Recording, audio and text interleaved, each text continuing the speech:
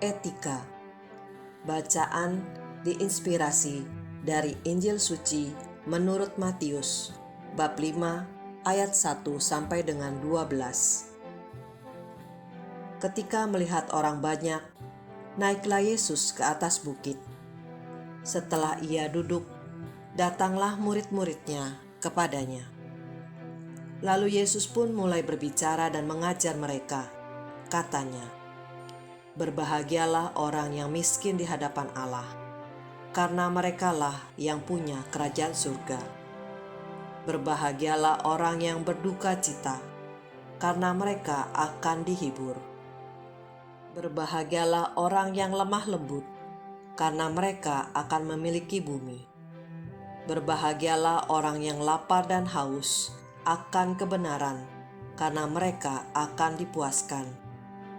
Berbahagialah orang yang murah hati, karena mereka akan beroleh kemurahan. Berbahagialah orang yang suci hatinya, karena mereka akan melihat Allah. Berbahagialah orang yang membawa damai, karena mereka akan disebut anak-anak Allah. Berbahagialah orang yang dianiaya demi kebenaran, karena merekalah yang mempunyai kerajaan surga. Berbahagialah kamu jika karena aku kamu dicela dan dianiaya, dan kepadamu difitnahkan segala yang jahat. Bersukacita dan bergembiralah, sebab besarlah upahmu di surga." Demikianlah sabda Tuhan. Terpujilah Kristus. Pada pertengahan tahun 2012, perusahaan di mana saya bekerja sebagai karyawan diakuisisi oleh perusahaan asing.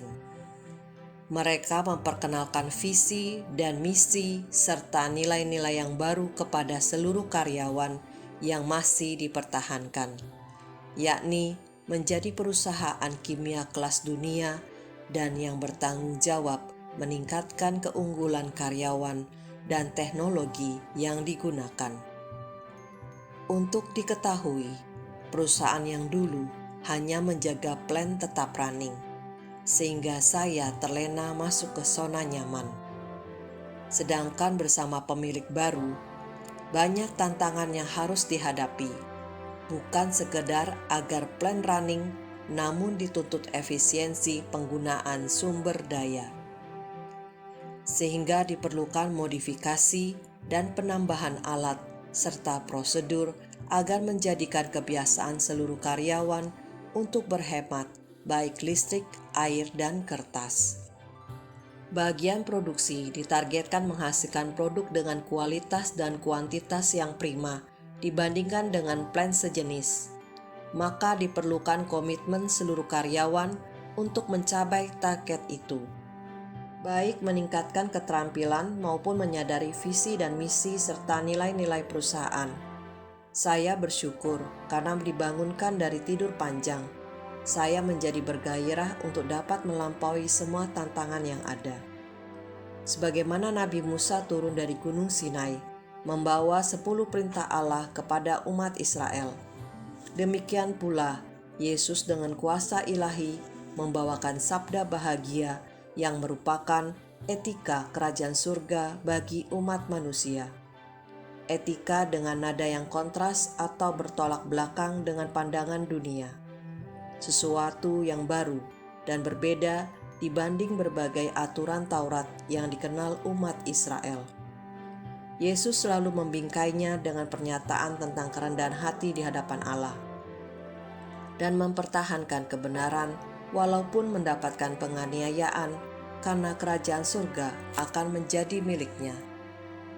Demikianlah sabda bahagia Yesus merupakan etika dan nilai-nilai Kristiani yang menjadi pedoman hidup bagi semua orang yang mengimani Kristus.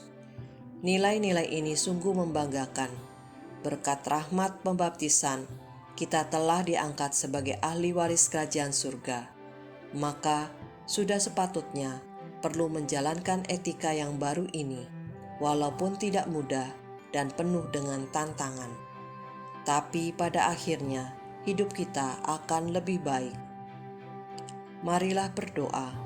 Ya Allah Bapa yang bertahta di dalam surga, puji syukur kami panjatkan kehadirat-Mu, terutama Engkau telah memanggil kami menjadi pengikut Putra-Mu. Mampukan kami melaksanakan nilai-nilai Kristiani sebagai pedoman hidup kami. Amin.